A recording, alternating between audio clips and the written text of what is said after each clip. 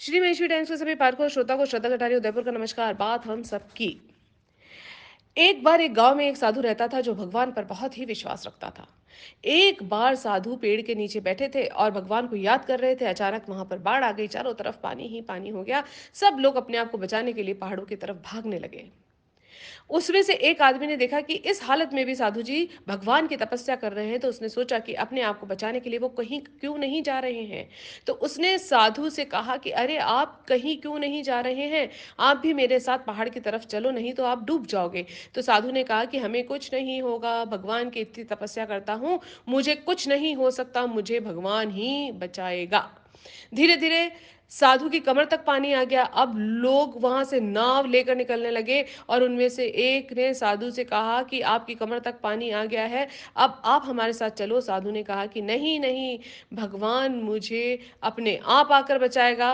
वह नाव वाला भी वहां से निकल गया। कुछ देर बाद पानी इतना बढ़ गया कि साधु के सर तक पहुंच गया और अब लोगों को बचाने के लिए हेलीकॉप्टर निकालने लगे।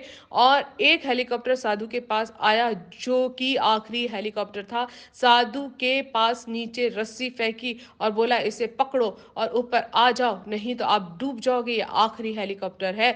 तो उनके पास कोई दूसरा रास्ता नहीं बचेगा। साधु ने कहा कि ये रस्सी आप ऊपर खींच लो और आप चले जाओ, मुझे भगवान के ऊपर पूरा भरोसा है, वह मुझे बचा लेगा। पानी काफी ऊपर तक आ गया, पेड़ डूब गया, साधु की डूबने से मृत्यु हो गई।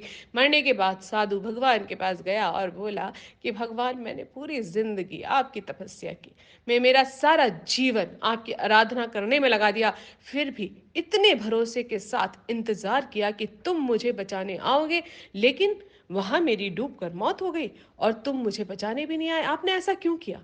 भगवान बोले, मूर्ख इंसान, एक नहीं 3 बार आया था, वो तीनों बार मैं ही था। पहला पैदल, दूसरा नाव के द्वारा और तीसरा हेलीकॉप्टर के द्वारा, लेकिन तुमने मेरा एक भी अवसर पहचान नहीं पाए और पता नहीं किसका इंतजार कर रहे थे।